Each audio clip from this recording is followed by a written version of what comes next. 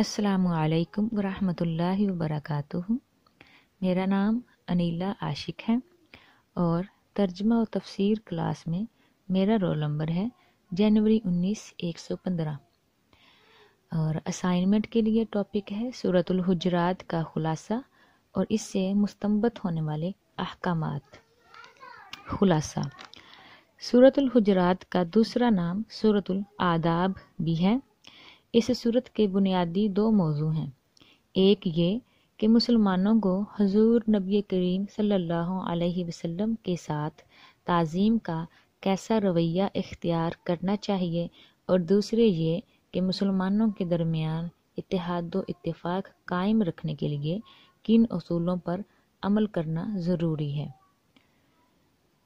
احکامات: اس سورت کا موضوع مسلمانوں کو ان آداب کی تعلیم دینا ہے جو اہل ایمان کے شایان شان ہیں۔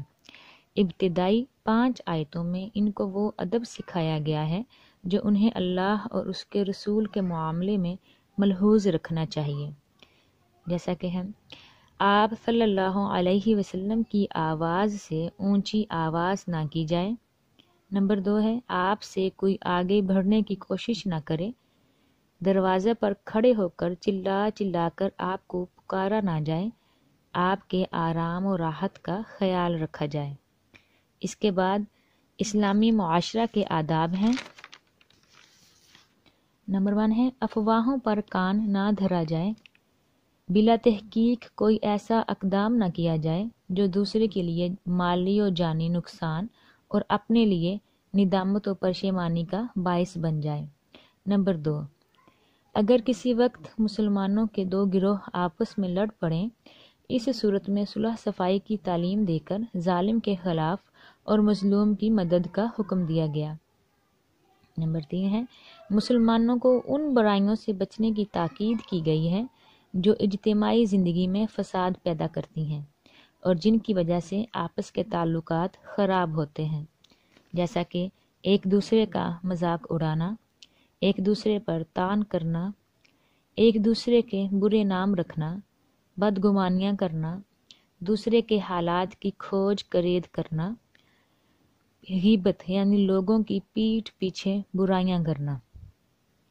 یہ وہ افعال ہیں جو بجائے خود بھی گناہ ہیں بلکہ معاشرے میں بھی بگاڑ پیدا کرتے ہیں۔ اللہ تعالیٰ نے نام بہ نام ان کا ذکر فرما کر انہیں حرام قرار دیا ہے۔ اس کے بعد قومی اور نسلی امتیازات پر ضرب لگائی گئی ہے جو دنیا میں عالمگیر فسادات کے موجب ہوتے ہیں۔ قوموں اور قبیلوں میں تقسیم ہونا تعارف کے لیے ہے، نہ کہ تفاخر کے لیے۔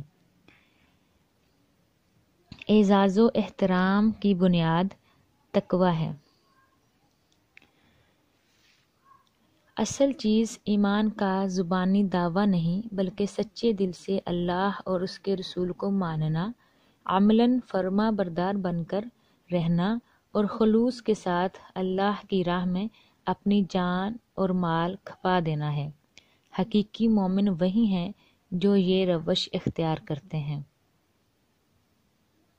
اللہ تعالیٰ ہمیں ان احکامات جو ہم نے سیکھے ہیں ان پر عمل کرنے کی جو ہے وہ توفیق عطا فرمائے، اور جن چیزوں سے بچنے کا کہا گیا ہے ان سے بچنے کی توفیق دیں۔